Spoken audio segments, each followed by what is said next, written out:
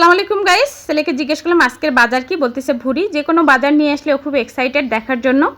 এই তো খুলে দেখতেছিল, অনেক ওয়েট ছিল, তুলতেই পারতেছিল না। সাথে নিয়ে এসেছে গরুর মাংস। এই গরুর মাংসটা আমার ছেলে মেয়ের ভীষণ পছন্দ, খেতে ভালোই বাসে। ওর বাবা অবশ্য দেখতেছিল হাড় দিছে কিনা, তো একটা মাত্রই হাড় দিয়েছিল। মাংসটা অনেক ভালো ছিল, ভুরিটা উঠাতেই পারতেছিলাম না। ওর বাবা অবশ্য হেল্প করলো, অনেক মোটা ছিল, অনেক ওয়েট। চিকেন ভুরি খেতে ভালো লাগে না, মোটাটাই ভালো লাগে। এই তো শুক্রবারের দিন মানে প্যারা আর প্যারা এসবের মধ্যেই কেটে যাবে। সাথে নিয়েছে তরমুজ, গরমকালে তরমুজ খেতে ভালোই লাগে, ফ্রিজের ঠান্ডা ঠান্ডা তরমুজ।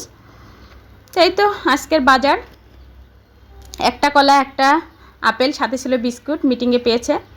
বাজারে করেছিল আজকে টমেটো, শসা, লেবু, দেশি বেগুন, পোলাওয়ের চাল, পেঁয়াজ।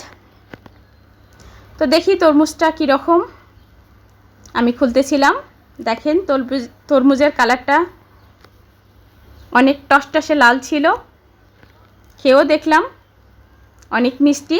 ভাবলাম রেখে দেই, ফ্রিজের ঠান্ডা তরমুজ খেতে ভালোই লাগে।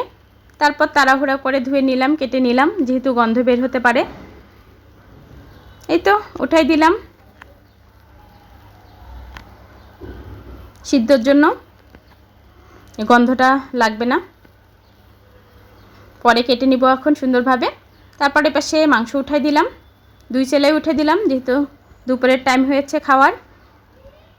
গরুর মাংস সাথে দিয়ে দিলাম রসুন। রসুন দিয়ে গরুর মাংস খেতে অনেক ভালো লাগে, আমার তো ভীষণ পছন্দ এই রসুন।